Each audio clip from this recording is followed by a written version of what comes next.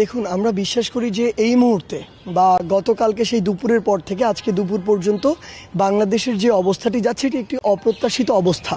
কিন্তু এখানে বাংলাদেশের একটি ট্রানজিশন পিরিয়ড চলছে। এই জায়গাটিতে আসলে একটু অস্বাভাবিক অবস্থা যাবে, এটাও স্বাভাবিক। আসলে সেই জায়গা থেকে আমরা একটি আলটিমেটাম দিয়েছি মহামান্য রাষ্ট্রপতির কাছে, আসলে যেটি হচ্ছে যে বর্তমানে যে সংসদটি ছিল, আসলে মাননীয় প্রধানমন্ত্রী সেখান থেকে পদত্যাগ করেছেন। অর্থাৎ সেই জায়গা থেকে যদি আপনি একটু লক্ষ্য করেন যে আমাদের এই যে প্রধানমন্ত্রীর পদটি সেটি কিন্তু খালি রয়েছে। তো এখানে একটি গুরুত্বপূর্ণ বিষয় হচ্ছে এটি খালি থাকা দেশের জন্য, বাইরের জন্য সব দিক দিয়ে একটু সমস্যার। সেই জায়গা থেকে আমরা স্পষ্ট করেছি যে আজকে 3টা পর্যন্ত আমরা একটি আলটিমেটাম দিয়েছিলাম। এর মধ্যে আসলে ওই সংসদটিকে বিলুপ্ত করতে হবে। কেন বিলুপ্ত করতে হবে? কারণ আমরা যে বর্তমানে একটি অন্তর্বর্তীকালীন একটি সরকার দিতে চাই, সেই সরকারটি দেওয়ার জন্য সেটি আমার বিলুপ্ত করা প্রয়োজন।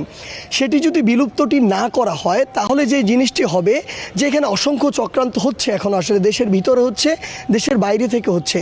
এই চক্রান্তের ফলে যদি মহামান্য রাষ্ট্রপতির মাধ্যমে আবার কোনো একজন সংসদ সদস্যকে প্রধানমন্ত্রী করে ফেলা হয়, তাহলে কিন্তু আমরা যে ফ্যাসিস্ট যে ব্যবস্থা, স্বৈরাচারের যে ব্যবস্থা, যেটি আমরা উৎখাত করেছিলাম প্রাথমিকভাবে, সেটি আবার হতে পারে, পুনর্বহাল হতে পারে আবার। সেই জায়গা থেকে আমাদের স্পষ্ট কথাটি হচ্ছে যে আগে আমরা 3টা পর্যন্ত আলটিমেটাম দিয়েছিলাম যে ওই যে সংসদটি ছিল সেটিকে বিলুপ্ত করতে হবে। এবং এরপরে আমাদের যে, আমরা গতকালকে আপনি দেখেছেন যে অন্তর্বর্তীকালীন সরকারের প্রধান উপদেষ্টা হিসেবে আমরা প্রফেসর ডক্টর মোহাম্মদ ইউনূস, তার নাম আমরা এখানে নির্ধারণ করেছি তার সম্মতিক্রমে। সেই জায়গা থেকে আমাদের যে পুরো টিমটি হবে, প্যানেলটি হবে, যেখানে আমাদের স্টুডেন্টদের স্টেক হোল্ডার থাকবে, সেই পুরো টিমটি আমরা প্রকাশ করব। এখন আমরা স্পষ্ট জানিয়ে দিতে চাই, এটি যদি আমাদের নির্ধারিত সময়ের মধ্যে না হয় তাহলে আমরা বলেছি যে আবার ছাত্র সমাজ রাজপথে নেমে আসবে। আমাদের জায়গা থেকে যে কাজটি হবে যে আমাদের কিছু সমন্বয়ক অন্যান্য কাজগুলো সমন্বয় করবে, কিন্তু অধিকাংশ সমন্বয়ক আবার সকলকে নিয়ে রাজপথে ওই বঙ্গভবন ঘেরাওয়ের দিকে যাবে। কারণ যেই একটি আসলে ক্যান্সার ব্যবস্থা থেকে আমরা এই বাংলাদেশকে মুক্ত করার প্রাথমিক পর্যায়ে এসেছি, সেটি আবার আমরা বিলুপ্ত হতে দিব না যে কোনো কষ্টে। আমরা গতকালকে যেমন পুরো বাংলাদেশ থেকে ঢাকা শহরে লক্ষ লক্ষ মানুষ নেমে এসেছিল, প্রয়োজন যদি পড়ে আবার লক্ষ লক্ষ মানুষ ঢাকা শহরে নামবে।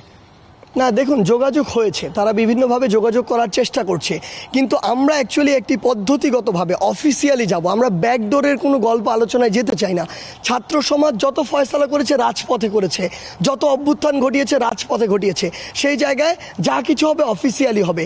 আমাদেরকে যদি মহামান্য রাষ্ট্রপতি ডেকে বলেন যে আপনারা আপনাদের অন্তর্বর্তীকালের সরকার প্রস্তাব করুন, তার আগে আমরাও তাকে ওপেনলি, যেই মাধ্যমে হোক ওপেনলি তাকে বলা হয়েছে যে তাহলে সংসদটি বিলুপ্ত করতে হবে।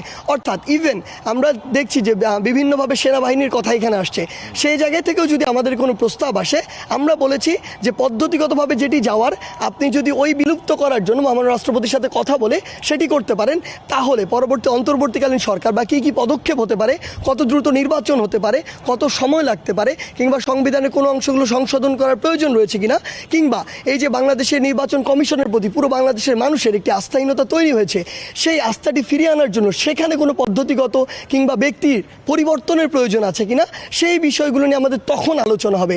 তার আগে শর্ত আমাদের একটি, যে বর্তমান যে সংসদ সেটি বিলুপ্ত করতে হবে এবং আমরা আমাদের অন্তর্বর্তীকালীন যে সরকার সেটি প্রকাশ করব।